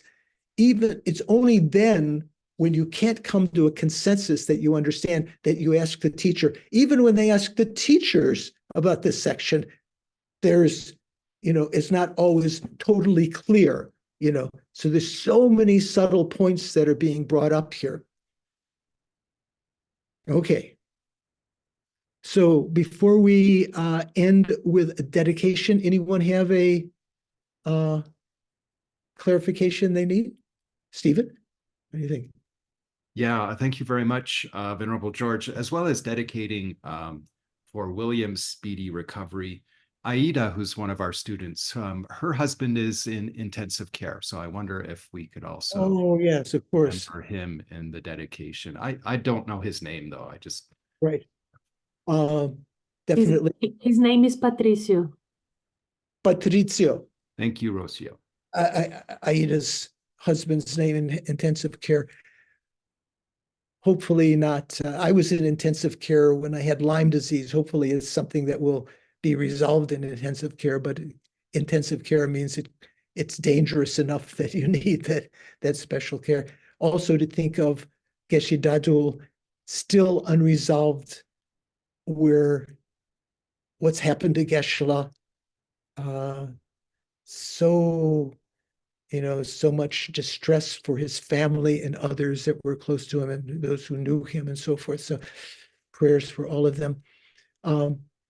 So with no more questions, I just want to say hello to Minto, who's so my MIT fellow, much different in years. Minto, are you there? Guess not. Maybe he's in Vietnam or whatever. Rocio, you have a final question? No, it's not a question. It's thank you very much for reminding whoever did mention Patricio. I just want to say that I met Lama Zopa Rinpoche because of Patricio in Deer Park. He invited me to his. He had an audience with Lama Zopa Rinpoche, and he invited me. And in meeting Lama Zopa Rinpoche, I realized that holy beings and Buddhas do exist by his mere presence. And I will never forget that it was Patricio that last minute said, I am very nervous. Can you come with me to this audience? And I did not know who Lama Zopa Rinpoche was, but changed my life. So thank you for bringing Patricio to. I must know Patricio. Maybe I know, if he was at Deer Park, He was at Deer Park in 2020. You have a photo, send to me, Rocio. Send me a picture of I do have the picture of Patricia somewhere. Yeah. Doris, what are you thinking? Thank you, Venerable. I just wanted to remind people about Lama Tsongkhapa Day on the 7th, that you're leading practice for Chandrakirti. This coming Thursday, right? Yes. So we'll have our discussion group on Monday, the 4th, and then on the 7th is Lama Tsongkhapa Day, the whole day, but the puja that we're going to be leading, which is mainly the Guru Puja, will start at 7? Sheila? Is Sheila still here? When does it start? I have it in my calendar for 8 o'clock, so that's 7 your time. Oh, okay. So yes, it's 7. I just checked. It's 7. 7 Eastern time. Doris is in Canada on the far east, so she's one time zone. So according to her, it's 8. Nadine, is that going to be, what was that going to be, like 2 o'clock in the morning? You might be already snoozing at that time, so don't worry. Just do some Lama Tsongkhapa prayers beforehand. I'm thinking to give just a quick oral transmission of Lama Tsongkhapa's Guru Yoga called Ganden Lagima, the prayer that ends with the mantra Migme Sewe Terchen Rezi at that time. Okay. So with that, thanks for the reminders. Thanks about reminding about William, Patricio, and Geshe Dadul. Let's do some dedication prayers. Where did my dedication prayers go? Oh, wait. Just hang on 1 second. We can begin. Due to these virtues, may I quickly become Guru Buddha, and as a result lead each and every sentient being, each and every migrating being into that very same state. May the supreme jewel bodhicitta, here the jewel can be precious, may the supreme precious bodhicitta that has not arisen arise and grow, and may that which has arisen not diminish, but increase more and more. And then the prayers for our long life, for the swift return of Lama Zopa Rinpoche. Peerless teacher and assembly of children of the conquerors, Shravakas and Pratika Buddhas, victorious Losang, father and sons, together with your lineage, all the objects of refuge of the infinite lands, please now bestow the virtue and goodness to accomplish this prayer. In holding and spreading the Muni's precious and complete teachings through explanation and practice, you wore the armor of patience that is never discouraged. Incomparable, venerable Guru, to you I make request. Sole gateway through which all benefit and happiness emerge, while striving for the welfare of the victorious one's teachings and mother sentient beings exclusively, meaning those two. When it says exclusively, it doesn't mean exclusively for the welfare of the teaching. It means and exclusively from other sentient beings, meaning not taking his own welfare into account. You suddenly departed to peace. At this I was devastated. Nevertheless, through the undeceiving truths and the blessings of the ocean of the three jewels, the oceanic blessings of the three jewels, and the great waves of bodhicitta of the conqueror's children, the bodhisattvas, may the smile of a new reincarnation swiftly beam in glory for us fortunate disciples. And thinking of Rocio's experience with meeting Lama Zopa Rinpoche, just thinking of the preciousness of having realized beings with us. Eyes, you are gurus, who are my eyes for viewing all the infinite scriptures. You're able for me to see what's being said there. Supreme gateways for the fortunate ones traveling to liberation, engaging as you will with skillful means, moved by mercy. All illuminating spiritual friends, please live long and stable lives. And then, as we mentioned before, think particularly of William. Hopefully his operation will be successful and he will be down the steps again at Christmas. Of Patricio, who introduced Rocio to Lama Zopa's presence in an audience and who is a Dharma student, partner of Aida, and to Geshe Dadu in particular, whose fate is unknown. May all of their Dharma wishes be fulfilled may they recover for whatever illnesses they have. If they have already passed away, may they quickly find a human rebirth, perfect human rebirth, auspicious moment again, meeting the perfect Mahayana teachers that lead them on the Bodhisattva path and enhance their understanding. And seal these dedications in the emptiness of the three spheres, which is subsequent to this conventional dedication, realizing that the virtues that we're dedicating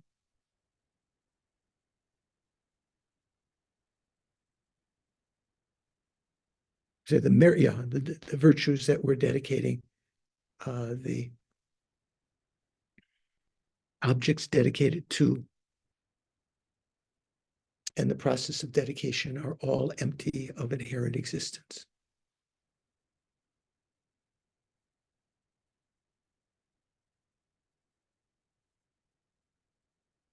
Okay, thank you so much for your patience and your Dharma patience. Remember when we talked about the patience of enduring the difficulties of studying the Dharma.